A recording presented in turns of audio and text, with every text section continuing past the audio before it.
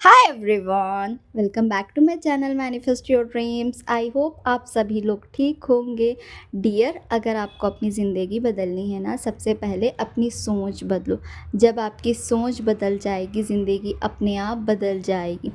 ज़िंदगी देखने का एंड ज़िंदगी जीने का नज़रिया बदलो, ज़िंदगी अपने आप खूबसूरत लगने लगेगी।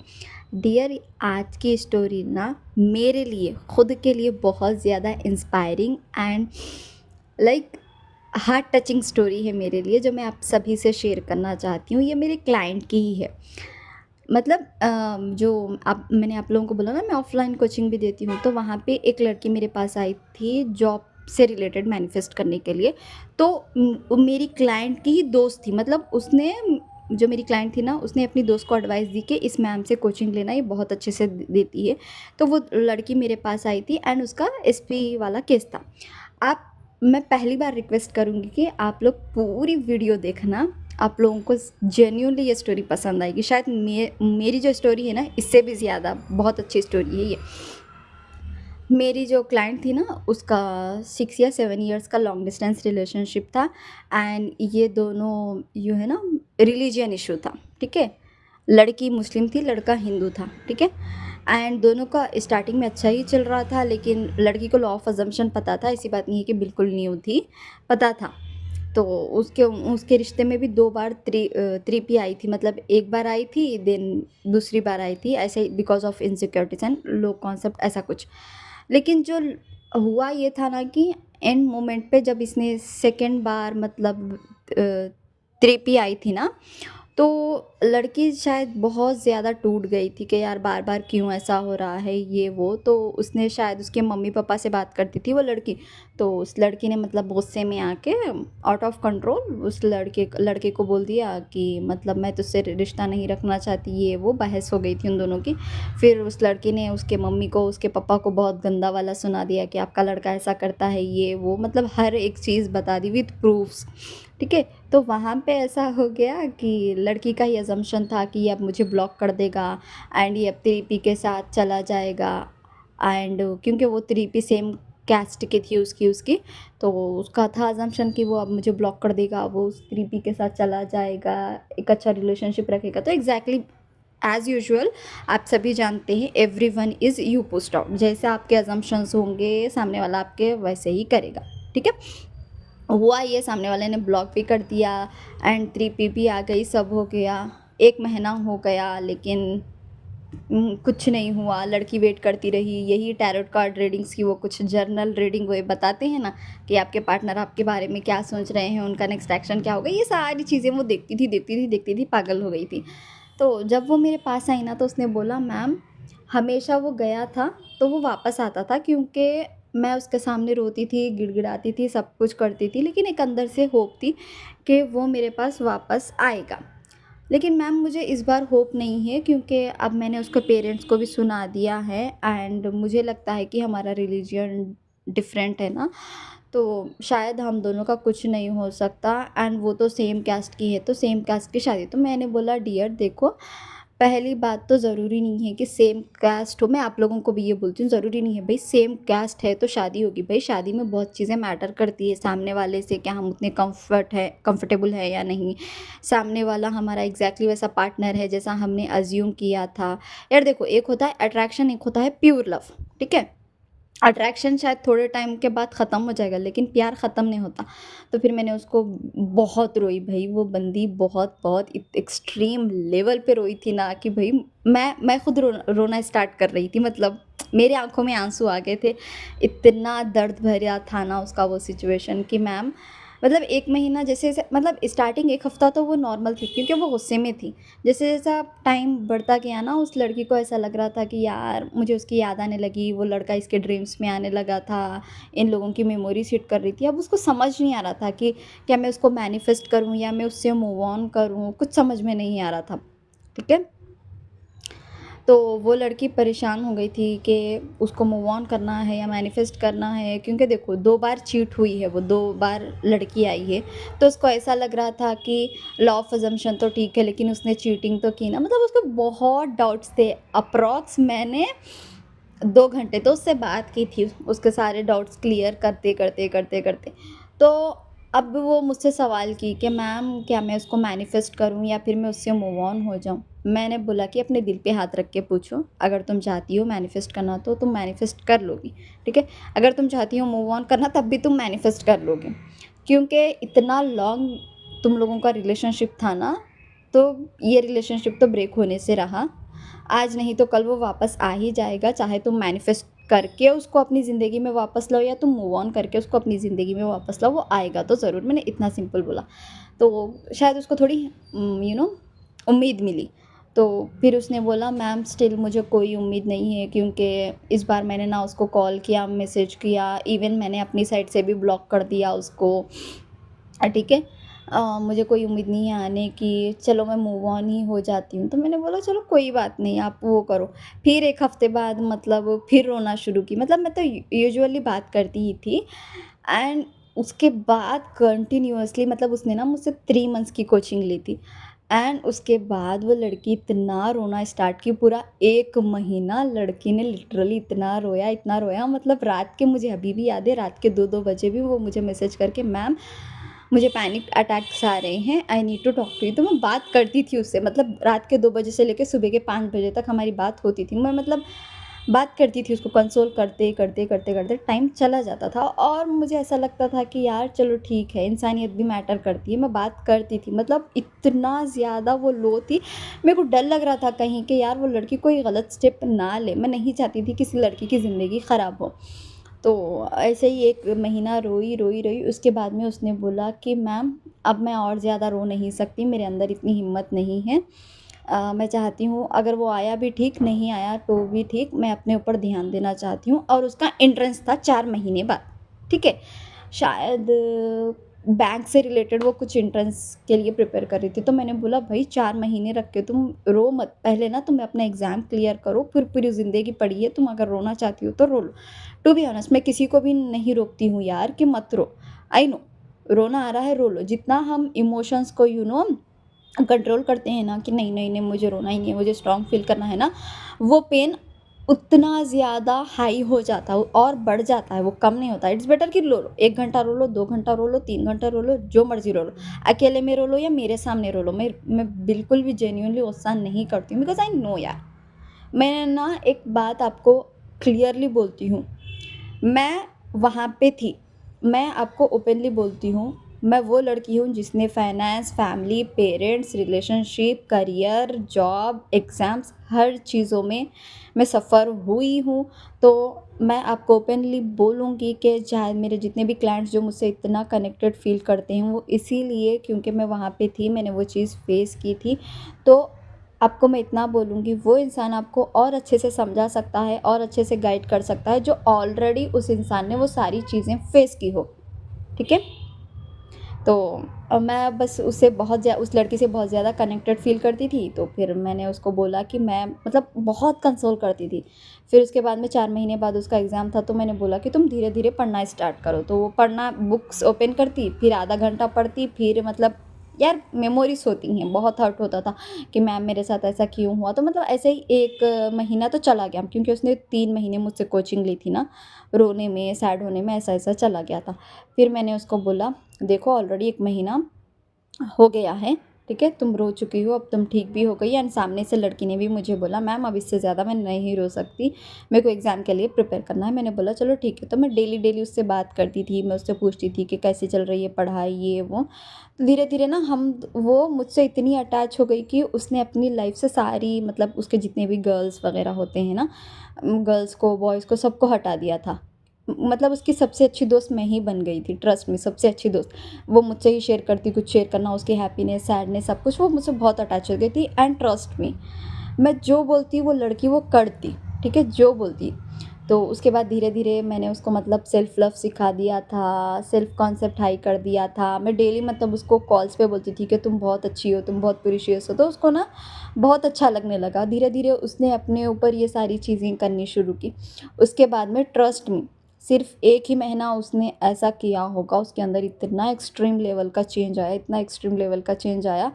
उसके बाद जो लड़की मुझे रात के 2-2 बजे भी कॉल करके रोती थी कि मैम आई नीड यू, उसके बाद में मुझे सामने से लड़की को कॉल एंड मैसेज करना पड़ता था कि यार तुम ठीक तो हो ना? क्योंकि मुझे काइंड ऑफ थोड़ा डर लगने लगा था कि यार लड़की ठीक तो है ना, कॉल एंड मैसेजेस नहीं आ रहा है। क्योंकि यार किसी इंसान से आप 2 महीने कंटिन्यूअसली बात कर रहे हो, ऑल ऑफ सडन वो गायब हो जाए तो थोड़ी ना थोड़ी चिंता होती है। तो मेरा भी वही था कि मैं सामने से कॉल एंड मैसेज करके पूछती थी तुम ठीक हो? तो बोलती थी कि मैम मैं बहुत मज़े में हूँ, मैं बहुत मज़े में हूँ, मैं तो अपनी लाइफ एंजॉय कर रही हूँ, मैं अपने एग्ज़ाम बहुत अच्छे से देना चाहती हूँ, मैं एग्ज़ाम क्लियर करना चाहती हूँ।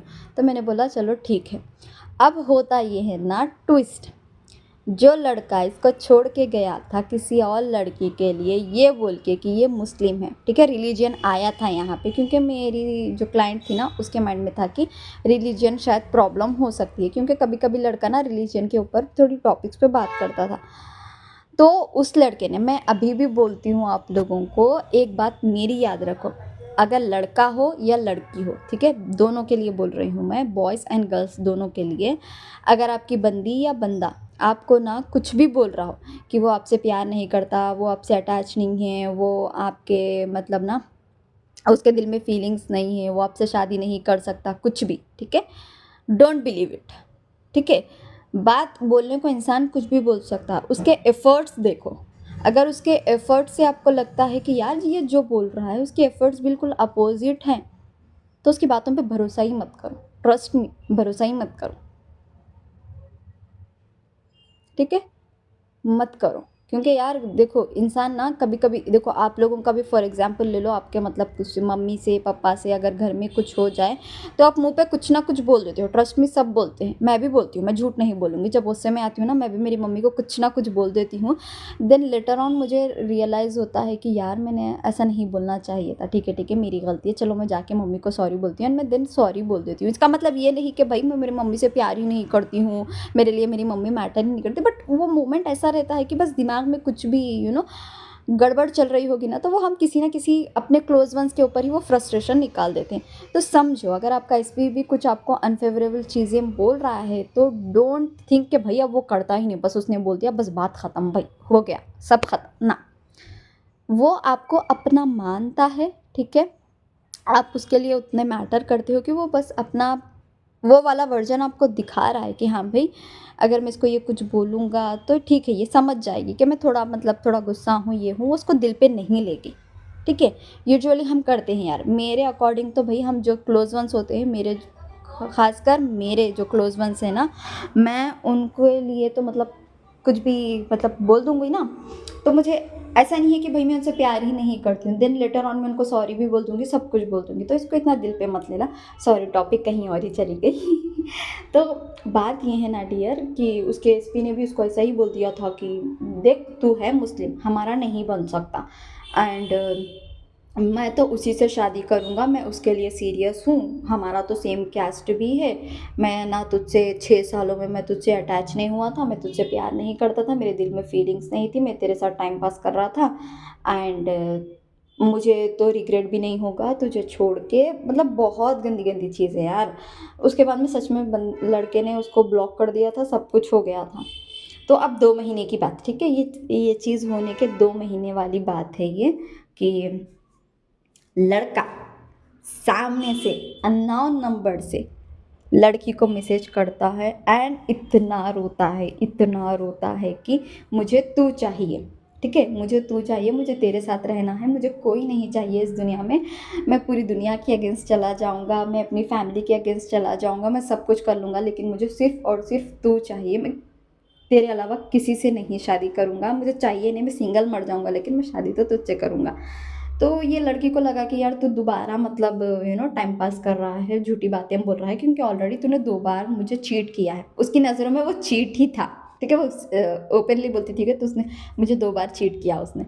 तो उसने बोला कि मैं तुझ पे भरोसा ही नहीं करूँगी ये वो, तो उस बाई गॉड ग्रेस उस टाइम पे उस लड़की का एग्ज़ाम भी क्लियर हुआ था, सॉरी बट मुझे इतना याद नहीं है, मतलब एंट्रेंस ही था उसका, वो क्लियर हो गया था। देन जहाँ पे इसकी शायद जॉब वगैरह कुछ थी ना, तो वो लड़का मतलब कॉमन फ्रेंड्स के थ्रू पता करके कि ये कहाँ पे है, वहाँ पे जाके, ठीक है, लिटरली वहाँ पे जाके उसके पैरों में गिर के उसने माफ़ी मांगी कि ना, मुझे माफ़ कर दे, मुझसे गलती हो गई, मैं आज के बाद ऐसा नहीं करूँगा। एंड टू बी ऑनेस्ट, वो उस लड़की को मंदिर लेके जाके वहाँ पे इंस्टेंटली शादी की। इवन शादी होने के बाद में भी लड़की डाउट में ही थी कि यार ये फिर नाटक कर रहा है मेरे साथ।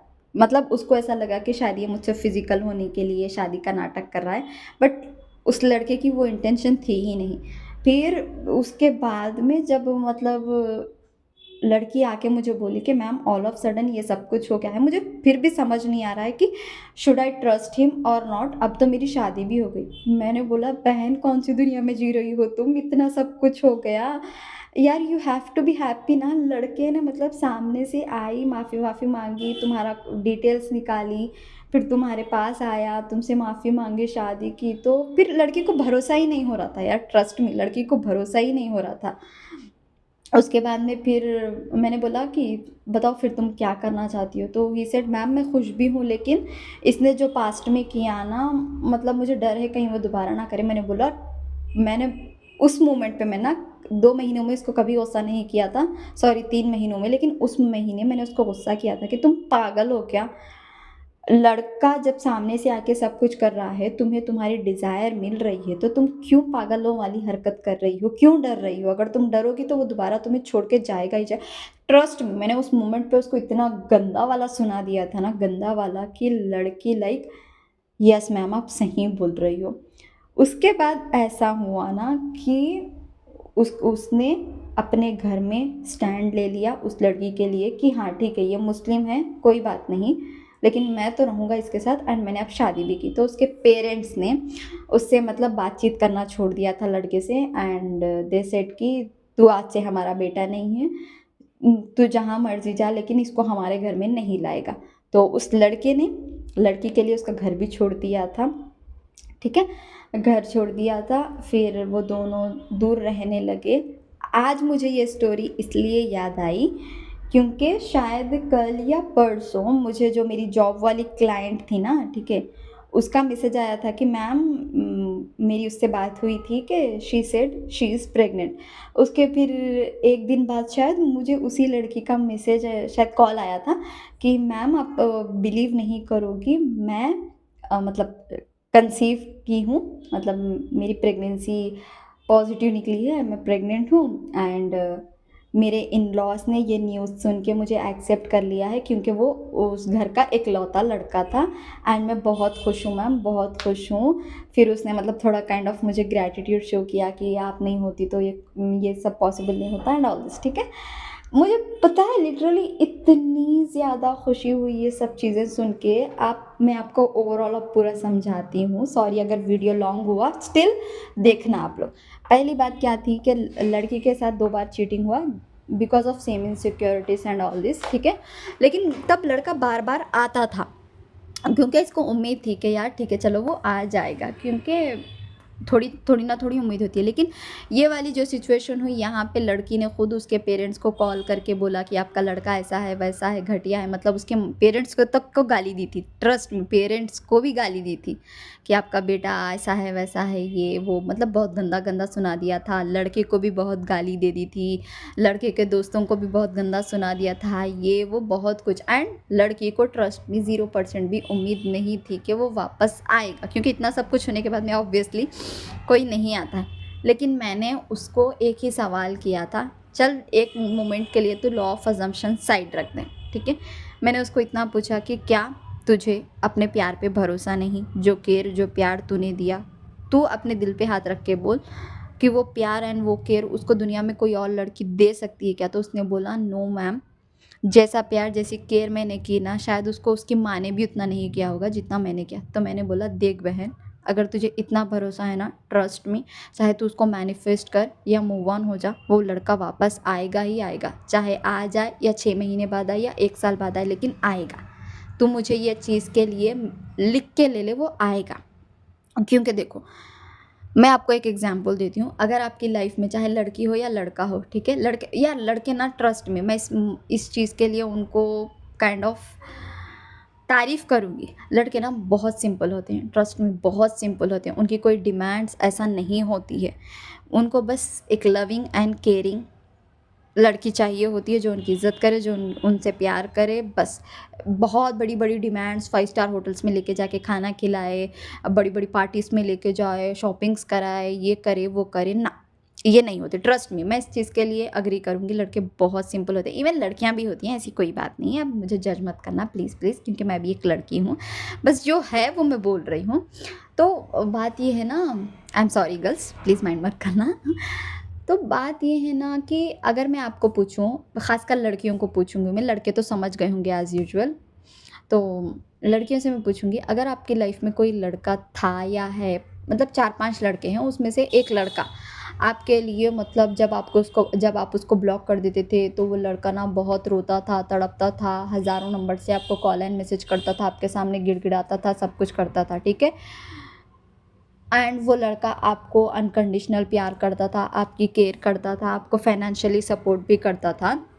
आप मुझे ऑनेस्टली जवाब दो, क्या आप ऐसे लड़के को ज़िंदगी में कभी भूलेंगे? नो मैटर आप, फॉर एग्जाम्पल समझो, मैं आपको एक सिचुएशन दे रही हूँ। अगर आपकी लाइफ में 5 लड़के हैं, बस एग्जाम्पल, अब इसको दिल पे मत लेना, ठीक है, बस एग्जाम्पल, आप 2-3 लड़कों के साथ रिलेशनशिप में हो, जो मर्जी हो, बात कर रहे हो, फीलिंग्स है, अटैचमेंट है, अट्रैक्शन है, जो भी है, ठीक है। उन 5 लड़कों में से, हाँ चलो, सब केयर भी करते हैं, सब थोड़ा ना थोड़ा बात करते हैं, सब कुछ करते हैं, ठीक है। लेकिन जो लड़का सबसे ज़्यादा आपके लिए रोता है, आपको बार बार प्यार शो कराता है, सब कुछ कराता है, क्या आप मुझे बोलो, क्या आप उस लड़के को ज़िंदगी में कभी भूल पाएंगे? बेशक आप वो 4 लोग भी आपको याद रहेंगे, ऐसी बात नहीं है नहीं रहेंगे, भूल जाएंगे नहीं, लेकिन सबसे ज़्यादा याद वो रहेगा। तो आप कभी कभी अकेले में बैठ के ये सोचोगे, यार इस लड़के ने, मतलब ट्रस्ट में, मेरे अंदर ऐसा क्या देखा होगा जो इतना मरे जाता है मेरे लिए, इतना रोता है, इतना गिरता है, इतना पड़ता है, मतलब क्या दिखा होगा। एंड कभी कभी ट्रस्ट में, जब आप अकेले होते हो ना, ये चीज़ें आप फील करते हो कि यार सच में वो बहुत अच्छा था यार, उसने तो मेरी फाइनेंशियल भी हेल्प की, मतलब नो मैटर उस इंसान ने आपके साथ कितना बुरा किया हो, नो मैटर कुछ भी किया हो ना, लाइफ के एक मोमेंट पे वो इंसान आपको ज़रूर याद आएगा। आएगा, लिख के दे दो, याद आएगा, मैं बोलती हूँ याद आएगा, ठीक है। तो सेम सिचुएशन मैंने उसको ऐसा एग्जाम्पल, यही एग्जाम्पल शायद एग्जैक्टली मैंने उसको बता दिया था। तो ही सेड हाँ मैम, याद तो आता है, मेरी लाइफ में भी ऐसा था, वो था। तो मैंने बस उसको ये बोला था। और एक दूसरी चीज़ उसने बोली थी कि मैम, उसके दोस्त ना मुझे कॉल एंड मैसेज करते हैं, मैं नहीं चाहती मैम कि मैं पास्ट की, मतलब क्या, किसी भी लड़के से बात करूं। तो मैंने बोला ठीक है, इट्स ओके, तो तुम ना एक काम कर दो, उसके दोस्तों से बात ही मत करो, तुम ब्लॉक कर दो सबको, इंक्लूडिंग यूर एसपी। तो उसने एसपी को भी और वैसे भी ब्लॉक कर दिया था। जब से मैंने बोला कि उसको अनब्लॉक नहीं करना है, तो उसने अनब्लॉक भी नहीं किया था। एंड उसके जो दोस्त थे उन सबको भी ब्लॉक कर दिया था। एंड उसने अपने इंस्टा आईडी से डिलीट कर दिए थे। मैंने बोला था कि अगर तुम इंस्टा पे हो तो, मतलब स्टॉक करने की बीमारी है तुम्हें, सॉरी ऐसे ही बोला था मैंने, अगर स्टॉक करने की है तो उसने बोला हाँ है मैम। तो उसने डिलीट कर दिया, मतलब मैं जो जो बोलती थी सब कर दिया। तो अब मैं बोलती हूँ कि ये मिरेकल हुआ कैसे।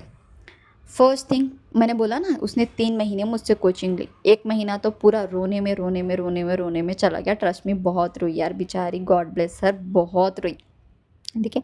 दूसरा महीना उसने अपने ऊपर ध्यान देना शुरू किया, मतलब उसका एग्ज़ाम्स था ना, उसके एग्ज़ाम के लिए पढ़ाई करनी शुरू की। तो मैं उसको बोलती थी कि अब तुम पढ़ना नहीं है, ठीक है, तुम सीधा टेस्ट देना शुरू करो। शायद तुम लोगों को पता ही होगा, मॉक टेस्ट देते हैं। तो मैंने बोला था कि तुम मॉक टेस्ट देना। तो उससे क्या होता है पता है, ध्यान ना, मतलब माइंड ना एक जगह पे फोकस पे आ जाता है, क्योंकि क्वेश्चन सॉल्व करने होते हैं, तो बेफालतू चीज़ें नहीं आती हैं दिमाग में।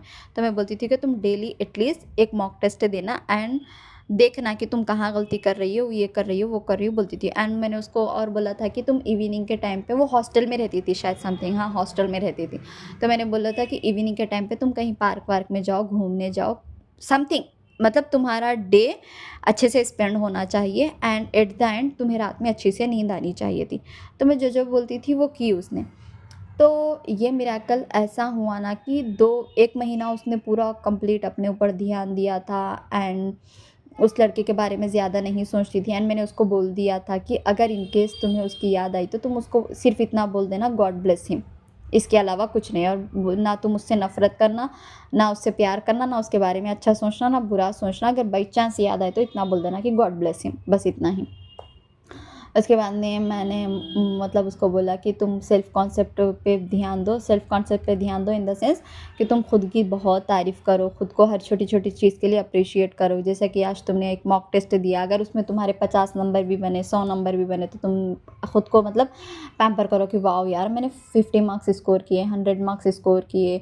अगर तुम टाइम पे सो रही हो, टाइम पे उठ रही हो, उस चीज़ छोटी-छोटी चीज़ के लिए एप्रिशिएट करो, खुद की वैल्यू बढ़ाओ। तो 1 महीना पूरा उसने सेल्फ लव किया, सेल्फ कॉन्सेप्ट हाई किया एंड शायद उसका एग्ज़ाम मतलब बाद में आया था रिज़ल्ट, 4 महीने बाद तो उसका पेपर था ना। अम, हाँ, शायद उसके बाद ही मतलब मेरी कोचिंग ख़त्म होने के बाद ही उसका रिज़ल्ट आया था, उसका वो एग्ज़ाम क्लियर हो गया था। तभी तो ना वो जा लड़का उससे आके मिल पाया, क्योंकि लॉन्ग डिस्टेंस था, ये 6-7 साल में कभी मिले नहीं थे। मतलब मिलने की प्लानिंग्स की थी लेकिन लड़की नहीं मिल पाई बिकॉज़ ऑफ थोड़ा इश्यू था कि घर वाले तब वो हॉस्टल में नहीं रहती थी शायद, हाँ, यही था। सॉरी यार मतलब बहुत पुरानी है ये तो, मैं चीज़ें रिमाइंड कर रही हूँ। हाँ, यस, वो तब हॉस्टल में नहीं रहती थी, घर पे रहती थी एंड घर पे इतना लॉन्ग डिस्टेंस जाने के लिए तो घर वाले पूछेंगे ना, 2-3 दिन लग जाते हैं आने-जाने में, तो उस वजह से वो नहीं मिल पाई। तो अब आप लोग को मैं ये बोलूँगी कि पहली चीज़, यहाँ पे देखो सर्कमस्टांसेस क्या-क्या हैं। लड़का छोड़ के गया, लड़की ने अ, सामने से ब्लॉक कर दिया एंड लड़की को सबसे बड़ा डर पता था क्या था? एक तो लड़की ने उसके पेरेंट्स मम्मी एंड पापा दोनों को बहुत गंदा वाला सुना दिया था, सब कुछ बोल दिया था। दूसरा लड़के को भी बोल दिया था कि मैं तुम्हारी लाइफ़ से जा रही हूँ, ये वो सब कुछ। तो उसका सबसे बड़ा डर ये था जिसकी वजह से वो बीच में लो फ़ील कर रही थी कि मतलब उसको उम्मीद इसलिए नहीं थी कि वो वापस आएगा, क्योंकि लड़का हमेशा बोलता था उसको कि इस बार अगर जाएगी ना तो तू जाएगी, अगर तू जाएगी ना तो मैं तेरे पास वापस लौट के नहीं आऊँगा। ये उसका सबसे बड़ा डर था, ठीक है? लेकिन मैं ये स्टोरी बताने का मतलब ये है कि भई सर्कमस्टांसेस मैटर नहीं करते हैं, चाहे आपका कास्ट डिफ़रेंस हो, रिलीजन डिफ़रेंस हो या अपर कास्ट, लोअर कास्ट जो भी हो, कुछ भी हो भई कुछ मैटर नहीं करता है। ठीक है? वो जो लड़की थी ना, मैं तो उसको कुछ नहीं बोलती थी, मैं बोलती थी कि तू अपने ऊपर ध्यान दे, तेरा एग्ज़ाम है ना, तू एग्ज़ाम क्लियर कर, उस पे फ़ोकस कर। वो धीरे-धीरे ना उसको पढ़ने में आदत लग गई थी। देन लेटर ऑन शायद उसने लाइब्रेरी भी जॉइन कर ली थी, तो वो आती थी, जाती थी, एकदम अच्छे से रहने लगी। 1 महीना तो पूरा रोने-धोने में गया, लेकिन दूसरे महीने में मतलब उसने थोड़ा खुद पे, तीसरे महीने में हाँ, तीसरे महीने में भी वो ठीक-ठाक थी। जब उसका एग्ज़ाम क्लियर हुआ था ना, तब शायद मैंने कोचिंग नहीं दी थी। मेरे कुछ शायद, हाँ, उस टाइम पे मैं कोचिंग नहीं ले रही थी। मेरे फाइनल एग्ज़ाम्स कुछ चल रहे थे, राइट। तो मैंने नहीं ली थी तब, तो वैसे हम डिस्कनेक्ट हुए, वरना वो लड़की लेती थी। बट शायद उसके 1 महीने बाद मुझे मैसेज आया था कि मैम मेरा एग्ज़ाम क्लियर हुआ था, तो मैं खुश हो गई थी क्योंकि एसपी से रिलेटेड कुछ नहीं था। बट उसके बाद ही ये वाली चीज़ हुई कि वहाँ पे उसका एसपी आके उससे मिला, देन उन दोनों की शादी हुई। अब शायद उसकी शादी को मेरे ख़्याल से आइडिया नहीं है यार, मतलब टाइम तो हुआ है। सॉरी, मुझे अभी यार इतने क्लाइंट्स होते हैं, मुझे एग्ज़ैक्टली याद नहीं है सब कुछ। टाइम तो हुआ है अप्रॉक्स, याद नहीं है मुझे, सॉरी उसके चीज़, इसलिए माइंड मत करना। याद करने की कोशिश कर रही हूँ बट याद नहीं आ रहा, लेकिन टाइम हुआ है अच्छा ही। बस ऐसे ही वो उसके साथ शादी हुई, सब हुआ, लड़के ने स्टैंड ले लिया, वो प्रेग्नेंट है, सब कुछ है। बोलने का मतलब ये है डियर कि सर्कमस्टांसेस मैटर नहीं करते हैं, और आपको ये स्टोरी बताने का रीज़न भी यही है कि देखो चीज़ें वर्कआउट करती हैं।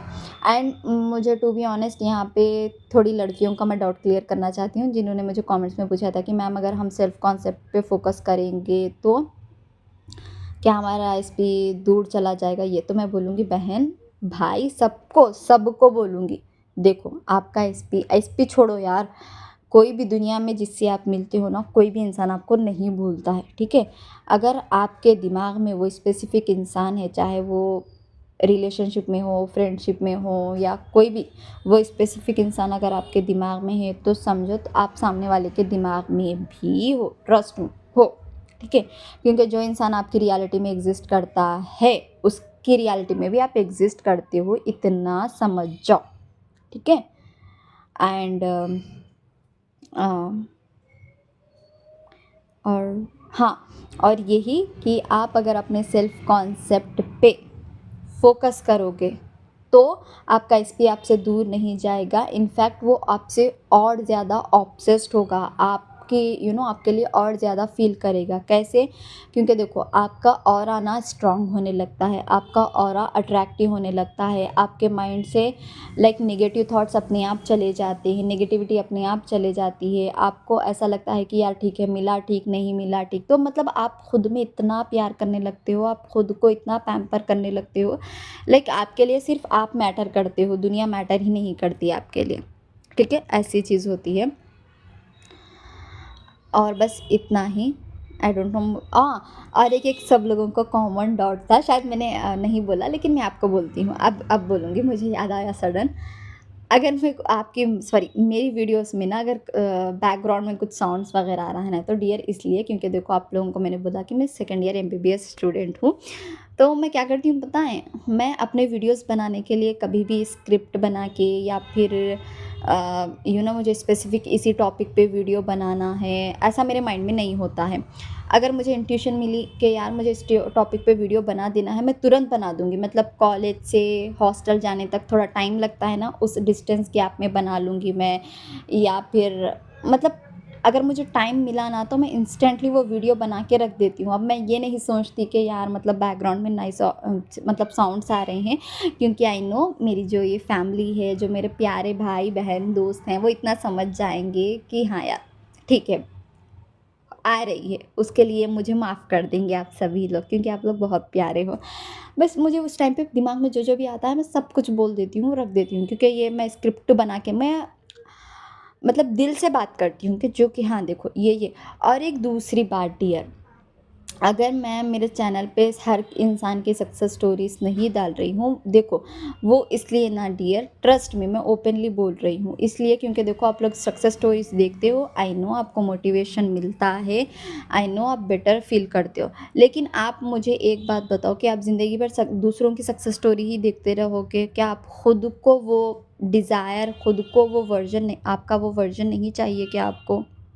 मैं अगर मेरे चैनल पे डालूँगी तो ट्रस्ट मी मैं अपनी वीडियोस ही डालूँगी। एंड हाँ, अगर मुझे इंट्यूशन मिली कि यार सच में अगर ये स्टोरी मुझे इंस्पायर कर सकती है, तो आप लोगों को भी ज़रूर इंस्पायर करेगी, ट्रस्ट में मैं डाल दूँगी, चाहे रात के 3 बजे या सुबह के 5 बजे मैं डाल दूँगी, मैं ट्रस्ट में मैं अपलोड करूँगी। क्योंकि अगर वो चीज़ मुझे इंस्पायर कर सकती है तो आप लोगों को भी करेगी, ज़रूर करेगी, इतना मुझे पता है। ठीक है? And God bless you all and thank you so much. आप लोग ने मेरी सक्सेस स्टोरी पे इतने अच्छे अच्छे कमेंट्स किए। गॉड ब्लेस यू ऑल, मेरी ब्लेसिंग्स आपके साथ है। आप लोग हमेशा खुश रहिए, मुस्कुराइए, एंड आपके जो भी डिज़ायर्स है वो ऑलरेडी पूरे हो गए हैं। लेकिन वीडियो ख़त्म करने से पहले मैं आपको इतना बोलूँगी, मुझे ये स्टोरी इतनी ज़्यादा याद नहीं थी, लेकिन जितना याद था मैंने आपको डिटेल में बता दिया है, तो प्लीज़ इसके लिए कोई मुझे जज मत करना, ट्रस्ट मी। क्योंकि मैं दिमाग में आया है कि भाई बस बनानी है, तो मैंने बना दी। ठीक है? और एक दूसरी चीज़ ये कि आप लोग मेरे प्यारे भाई बहन दोस्त अपने ऊपर ध्यान दो। आपका एसपी कहीं नहीं जाने वाला है, ट्रस्ट मी कहीं नहीं जाने वाला है। एंड देखो, चाहे आप मुझसे कोचिंग लो, चाहे आप औरों से कोचिंग लो, जो मर्ज़ी करो यार, इतना होना चाहिए कि बेनिफिट आपका होना चाहिए। क्योंकि यार देखो, दुनिया ना बहुत बड़ी है, प्लीज़ अपनी ज़िंदगी ख़राब मत करो। लाइफ में बहुत कुछ करना है यार, एसपी के अलावा भी बहुत चीज़ें मैटर करती है। Trust me, I am not saying कि मेरे पास और जिस मर्ज़ी से लो यार, सब बेस्ट हैं। ठीक है? सबके समझाने का मैं सबको रिस्पेक्ट देती हूँ यार, सबको अप्रिशिएट करती हूँ, सब अपने अपना बेस्ट दे रहे हैं, लेकिन प्लीज़ यार अपने पैसे वेस्ट मत करो। मेरे पास ऐसे ऐसे क्लाइंट्स आए हैं यार, जिन्होंने 10,000 20,000 30,000 तक वेस्ट करे हैं यार, एक एक साल से 2-2 साल से लगे हैं। प्लीज़ ट्रस्ट मी, मुझे बहुत बुरा लगता है यार। आई नो पैसे की कीमत मुझे पता है, आई नो यार, please don't waste your life. देखो जहाँ से भी लो, जो मर्ज़ी करो, लेकिन अपने ऊपर ध्यान दो, खुद को समझो, और इन सब चीज़ों से बाहर निकलो यार। मैनिफेस्टेशन से भी बहुत बड़ी चीज़ें हैं इस दुनिया में, trust me, trust me. And God bless you all. मेरी तो ब्लेसिंग आप सभी लोगों के साथ है यार। प्लीज़ अपनी ज़िंदगी बर्बाद मत करो, अपना पैसा बर्बाद मत करो, ठीक है। खुद पे ध्यान दो, अपना सेल्फ कॉन्सेप्ट हाई करो, खुद से प्यार करो, खुद को वैल्यू करो, खुद की वर्थ समझो। अगर आपके अंदर कुछ इनसिक्योरिटीज़ है तो उन इनसिक्योरिटीज़ को फाइंड आउट करो, उन पे काम करो, ठीक है, उन पे काम करो। देन देखो चीज़ें कैसे चेंज होती है। कोई इंसान आपको भूलता नहीं है, कोई इंसान आपको छोड़ के नहीं जा सकता। अगर वो आपके दिमाग में है तो सामने वाले के दिमाग में भी आप हो, इतना समझो, ठीक है। And I am extremely sorry अगर इस वीडियो में मैंने कुछ ऊपर नीचे बोल दिया हो तो बहन समझ के, दोस्त समझ के मुझे माफ़ कर देना। बट यार मैं जो बोलती हूँ ना, दिल से बोलती हूँ और ओपनली बोलती हूँ। एंड मैं वीडियोस बनाने का मतलब ही यही है यार कि मैंने जो जो गलतियाँ की हैं ना, प्लीज़ आप कोई भी वो गलती मत करो यार। दुनिया बहुत बड़ी है यार, बहुत खूबसूरत है। प्लीज़ इन सब या अच्छे से फॉलो कर लो, अपनी लाइफ बना लो, थोड़ा टाइम दे लो, लेकिन यार प्लीज़ अपनी लाइफ वेस्ट मत करो यार, मुझे बहुत बुरा लगता है। बाकी मेरी ब्लेसिंग्स तो आप सभी लोगों के साथ है एंड मेरी रियलिटी में आप सबकी डिज़ायर्स तो पूरी हो गई है। एंड एक और चीज़ वीडियो ख़त्म करने से पहले मैं बोलूँगी, आपकी जो भी विश है ना, ठीक है, जो भी विश है, जो आपके डिज़ायर्स हैं, आप उनको सोच पा रहे हो, ट्रस्ट मी वो आपकी रियलिटी में एग्जिस्ट करती हैं। चाहे वो इस से शादी हो, कोई एग्ज़ाम क्लियर करना हो, फाइनेंस हो, पेरेंट्स की हेल्थ हो, जो मर्ज़ी हो, अगर आपके माइंड में वो चीज़ें हैं, ट्रस्ट मी वो आपकी रियलिटी में एग्जिस्ट करती हैं। आपका वो वाला वर्जन एग्जिस्ट करता है। And I am genuinely sorry again, background में बहुत ज़्यादा आवाज़ें आई होगी तो प्लीज़ मुझे माफ़ कर देना। God bless you all, thank you so much.